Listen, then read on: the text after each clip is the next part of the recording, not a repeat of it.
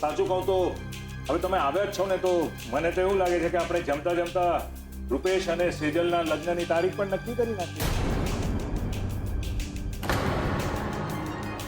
પપ્પા, મને લાગે છે કે લગ્નની વાત અત્યારે ના કરતા આ લોકો શું કામ અહીં આવ્યા છે એ વાત સાંભળી લઈએ. ભલે બોલો. જો અંકલ, વાત જાણે એમ છે કે અમારી જે દુકાન બંધ થઈ ગઈ ને, તો અમે એના વિશે વાત કરવા આવ્યા છીએ.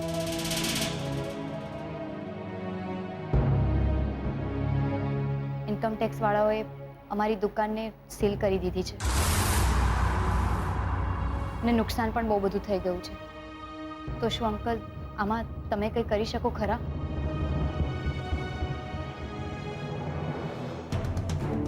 બેટા, નુકસાનનું તો એવું છે ને કે અમને પણ એટલું જ નુકસાન થયું છે.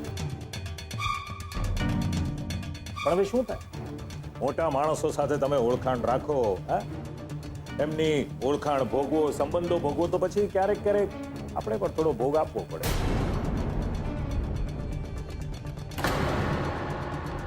પણ પપ્પા, કિંજલ જે નુકસાનની વાત કરી રહી છે એ પૂરા 3 લાખનું છે.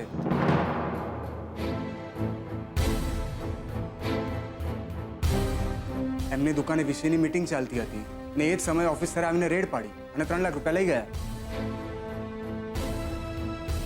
હવે આ પૈસા ચૂકવવાની જવાબદારી તો કિંજલના માથે જ આવીને.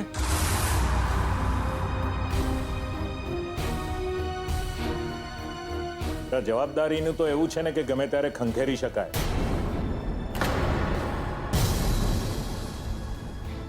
અને આમ પણ વીસીને સરકારી માન્યતા તો નથી જ મળી ને. હા અંકલ, જાણ છે મને. પણ અંકલ, વીસી એ લોકો ચલાવતા હોય છે જેની સરકારના ચોપડે આવક ઓછી હોય. ઘરેલું બચતમાંથી નાની મોટી વસ્તુઓ ખરીદવા માટે આ વીસી બહુ કામ આવતી હોય છે. ને પૈસા આપણી દુકાને આપણા અંગત સંબંધને કારણે ગયા છે, તો પછી એને ચૂકવવાની નૈતિક જવાબદારી પણ આપણી જ કહેવાય ને.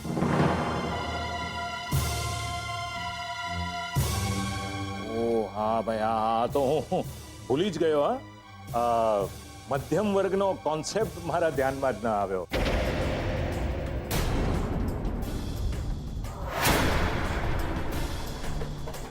પેલું શું કહેવાય, ખાબોચિયામાં દરિયાની મજા.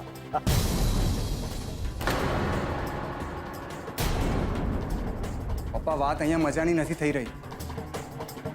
આપણે કારણે સેજલનો પરિવાર જે સજા ભોગવી રહ્યો છે એની થઈ રહી છે. અને પપ્પાજી પણ તમને એ જ વાત કહેવા આવ્યા છે કે જો એમની દુકાન ખુલી જાય ને તો એમનું રોજનું નુકસાન થતું બચે. હા ભાઈ, હા, મધ્યમ વર્ગનું પાછું આ ખરું નહીં.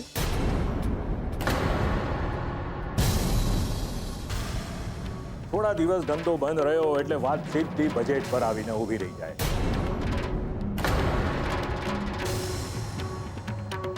વિચાર તો કરવો જ પડે. અને એમાં પણ જ્યારે અંગત સંબંધોને કારણે દુકાન બંધ થઈ હોય એટલે વિચારવું જ પડે, નહીં મોહનભાઈ? ઓલરાઈટ, મોહનભાઈ, મને એમ કહો કે આ તમારી દુકાનનો રોજનો ગલ્લો કેટલો?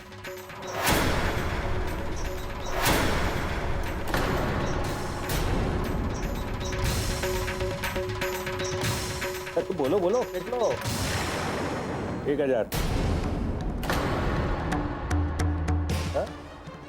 2000?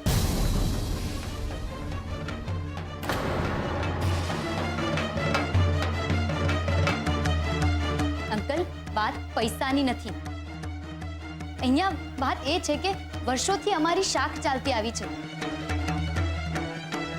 અને દુકાનને સાદું તાળું લાગે ને સરકારી સીલ લાગે, ફરક તો પડે ને. હા, ધેટ મીન્સ વાત અહીંયા ગુડવિલની છે, નહીં? ઠીક છે, બોલો બોલો, તમારી કિંમત કેટલી?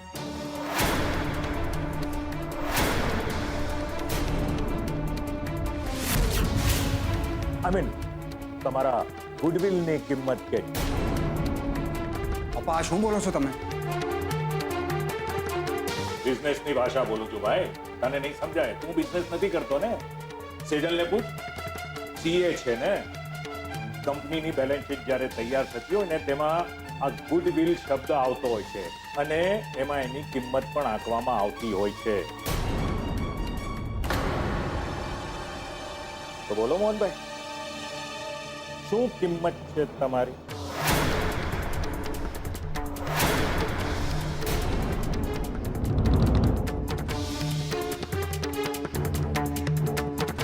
સુખભાઈ, કેમ વર્ગીય માણસોની કિંમત ના હોય, આબરૂ હોય. નખ શીખ મધ્યમ વર્ગીય માણસ જેવી વાત કરી તમે, હા મોહનભાઈ? મુશ્કેલીના જ્વાળામુખી પર બેઠા છો, પણ ચિંતા કોની? પોતાની નહીં. હા, તમારી આબરૂ નામનો આઈસ્ક્રીમ પીતળવો નથી.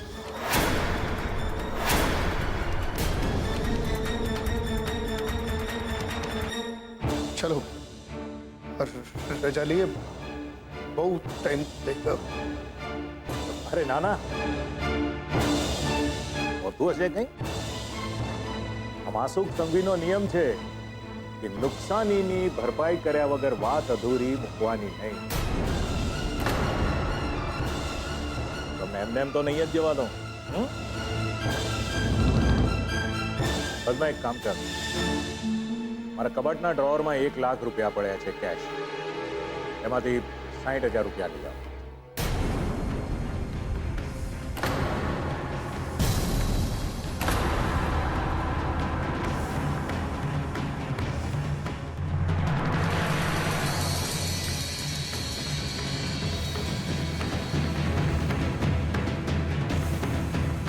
પદ્મા,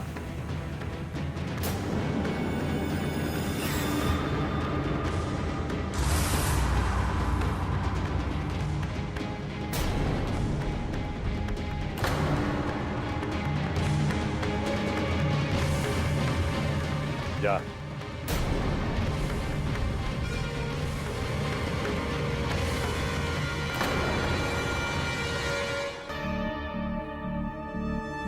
હા તો કિંજલ બેટા, હવે આપણે હિસાબ માંડીએ.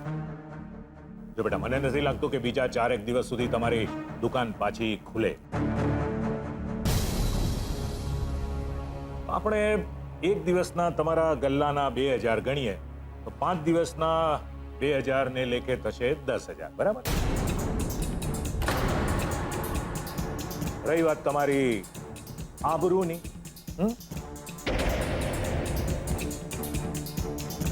તમારી આબરૂની કિંમત આપણી ઓળખાણ થઈ ને એ પહેલા હું 5,000ની આંકું છું. હવે તો આપણી ઓળખાણ થઈ ગઈ છે, આપણો સંબંધ બંધાયો છે, એટલે આબરૂની કિંમત પણ ડબલ થઈ ને.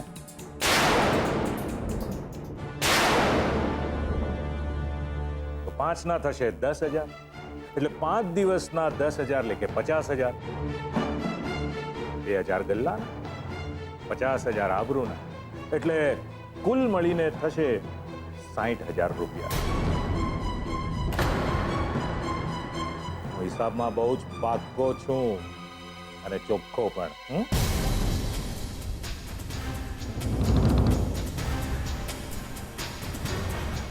પદ્મા, કેટલી વાર?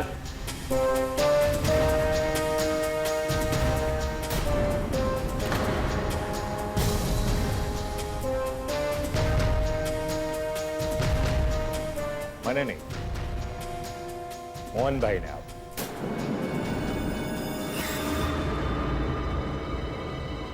એમની આબરૂની કિંમત.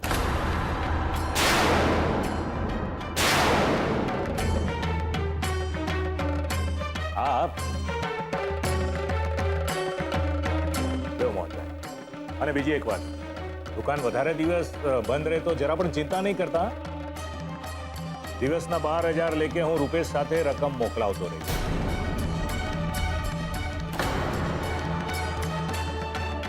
મારા માટે બહુ મોટી વાત નથી. હા, મારે તો શું છે કે કાન ખજૂરાનો એક પગ તૂટ્યો તો કોઈ ફરક નથી પડવાનો.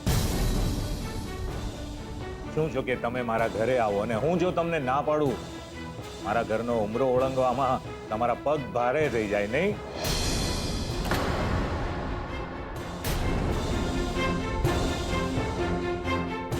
નહીં બેટા, ગેરસમજણ નહીં કરતી એટલે તમને કદાચ અહીંયા આવતા સંકોચ થાય નહીં, એમ કહું છું.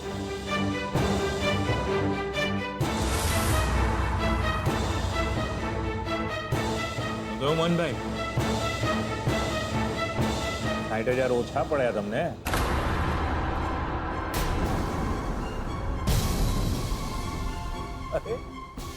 કિંજલ, આ મોહનભાઈ મારી સામે આમ કેમ જુએ છે?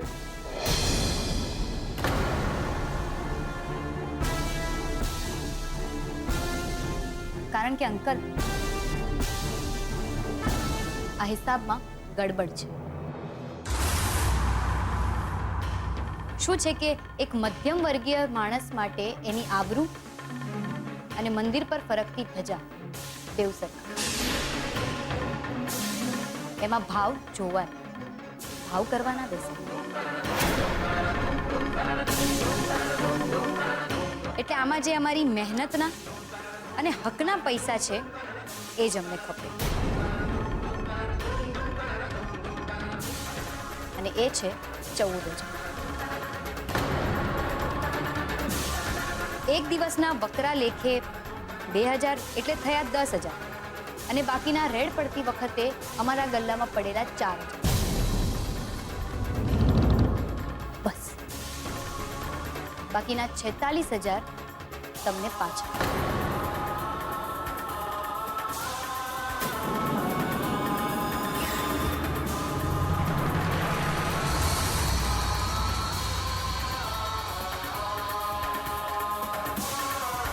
બેટા, તું ચિંતા નહીં કર, રાખ.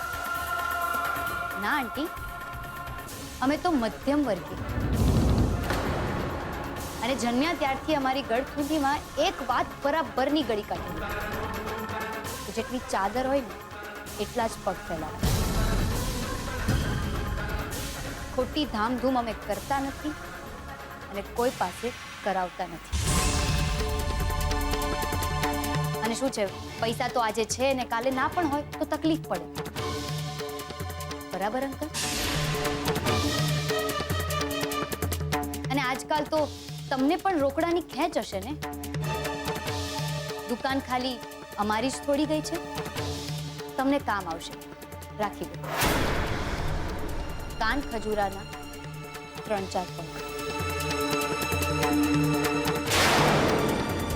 ના ના બેટા, રેવા દે.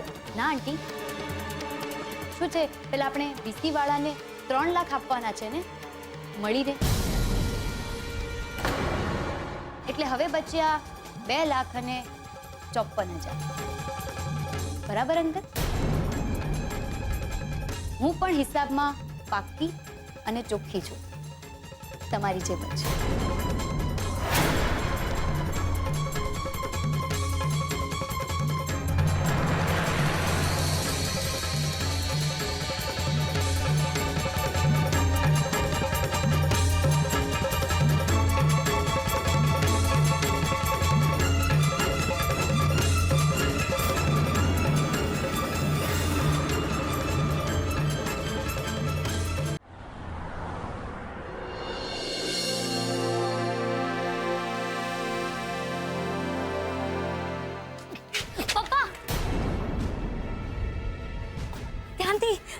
ધ્યાનથી પપ્પા.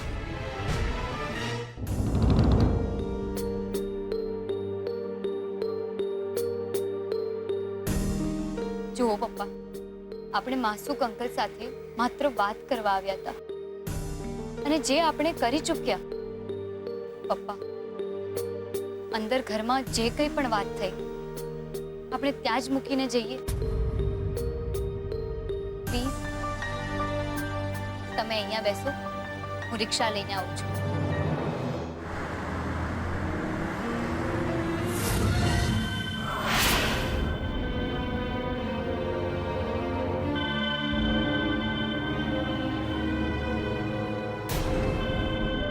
અરે કિંજલ, તું અહીંયા કેવી રીતે? માસુક અંકલના ઘરે આવેલા. પપ્પા માટે રિક્ષા લેવા જાઉં છું. રિક્ષા? રિક્ષાની શી જરૂર છે? હું છું ને, અને કાર પણ છે. હું તમને ડ્રોપ કરી દઈશ. ના ના સુશાંત, તમે રહેવા દો. તમને તકલીફ થશે. એમાં તકલીફ કેવી?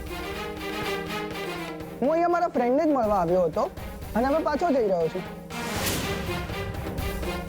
હું એકલો જાઉં એના કરતા આપણે ત્રણેય સાથે જઈએ ને. ચાલ. પણ સુશાંત, કિંજલ, મને ખબર છે કે આપણી વચ્ચે સંબંધ નથી, પણ ઓળખાણ તો છે ને. એટલે અત્યારે કેવું લાગશે એ વિચારવાનું છોડી દે અને પપ્પાની તરફ જો. એમને કેટલો થાક લાગ્યો છે. પ્લીઝ કિંજલ, હું તને રિક્વેસ્ટ કરું છું. ઓલરેડી હું તારી નજરોમાં ઉતરી ચૂક્યો છું. એટલીસ્ટ મને મારી નજરોમાં તો ના ઉતાર પ્લીઝ.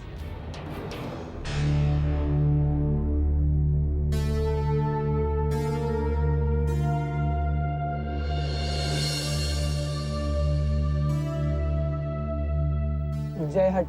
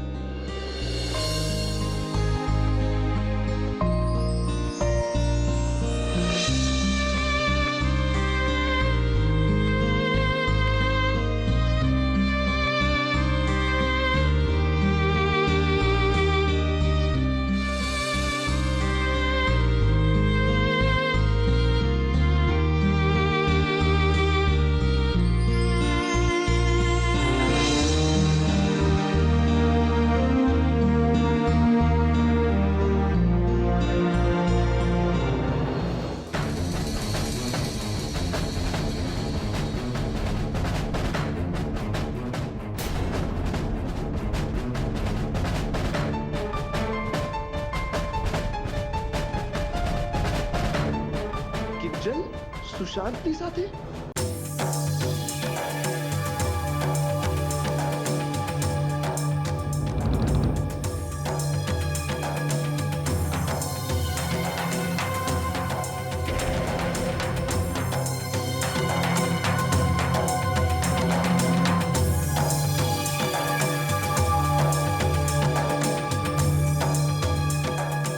હાય ઉત્કર્ષ.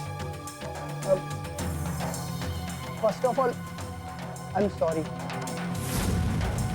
મને અમેરિકા જઈને મારી ભૂલ સમજાઈ કે હું તારી અને કિંજલની બાબતે કેવું કેવું વિચારતો હતો. પણ હકીકતમાં તો એવું જ છે કે કિંજલની નજરમાં તું એક તારા મિત્ર સિવાય બીજું કશું જ નથી.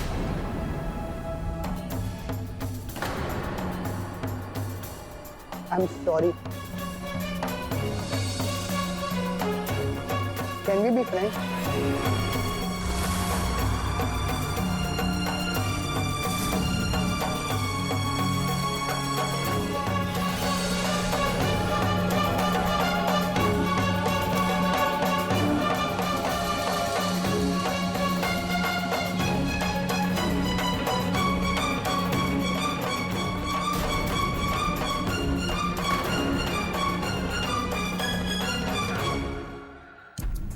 લાગે છે કે હજુ ગુસ્સો ઉતર્યો નથી, પણ વાંધો નહીં.